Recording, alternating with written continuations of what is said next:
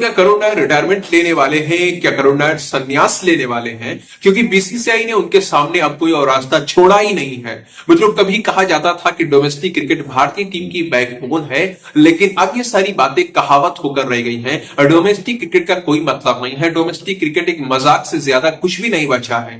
और अब बीसीसीआई से लेकर टीम सिलेक्टर्स तक और हमारे मुख्य कोच तक सभी ने यह सिद्ध करके दिखा दिया है कि ये लोग कभी आंकड़ों के आधार पर टीम का चयन नहीं करते हैं, ना ही डोमेस्टिक क्रिकेट में किए गए प्रदर्शन को देखते हैं। इनके लिए पीआर मैनेजमेंट सर्वोच्च है। इनके लिए इनकी खुद की मनमर्जियां मायने रखती हैं। तो करुण नायर ये नाम आप लोग पिछले 10-15 दिन से लगातार सुन रहे होंगे, और केवल आप लोग नहीं बल्कि पूरा भारत ये नाम अब जान चुका है, क्योंकि करुण नायर ने काम ही ऐसा किया है। इन्होंने डोमेस्टिक क्रिकेट के अंदर बड़े बड़े रिकॉर्ड ध्वस्त कर दिए हैं, कई सारे रिकॉर्ड्स बना दिए हैं, और ये सब कुछ इन्होंने बस इसी आशा में किया कि इन्हें भारतीय टीम में वापस आने का मौका मिल जाएगा।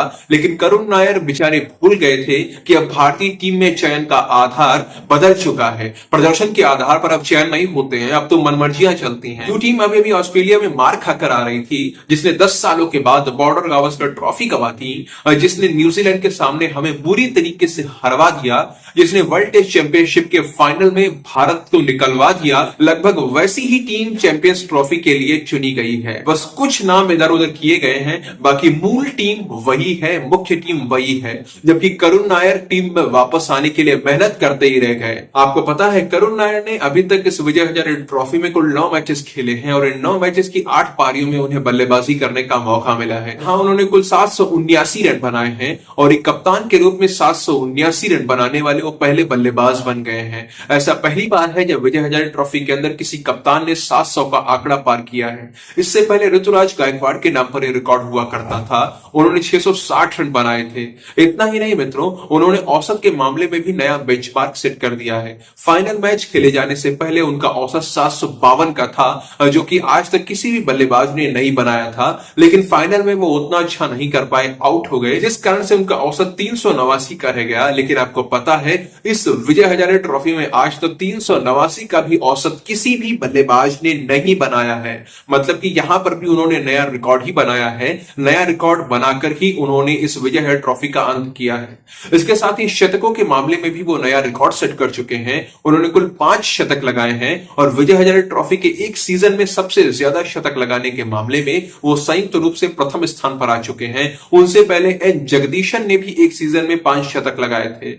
और अगर एक सीजन में सबसे ज्यादा रन बनाने का रिकॉर्ड देखा जाए तो वहां पर वो तीसरे स्थान पर आ चुके, क्योंकि एन जगदीशन ने 2022-23 की ट्रॉफी में 830 रन बनाए थे, जबकि दूसरे स्थान पर पृथ्वी शॉ आते हैं जिन्होंने 827 रन बनाए थे, और करुण नायर ने 379 रन बनाकर तीसरा स्थान प्राप्त कर लिया है। तो मित्रों, करुण नायर ने जिस तरह का प्रदर्शन किया था वो चीख चीख कर कह रहा था कि उन्हें चैंपियंस ट्रॉफी में मौका मिलना चाहिए, उनसे ज्यादा हकदार और कोई नहीं है। लेकिन फिर भी उन्हें बाहर रखा गया। और आपको पता है जब मुख्य चयनकर्ता अजीत आगरकर से यह सवाल पूछा गया कि आखिर करुण नायर को किस आधार पर बाहर रखा गया है, उन्होंने तो अप्रत्याशित खेल दिखाया है, उनकी फॉर्म शानदार चल रही है, और वो तो इस टीम में आने के लायक थे, उन्हें तो मौका मिलना चाहिए था।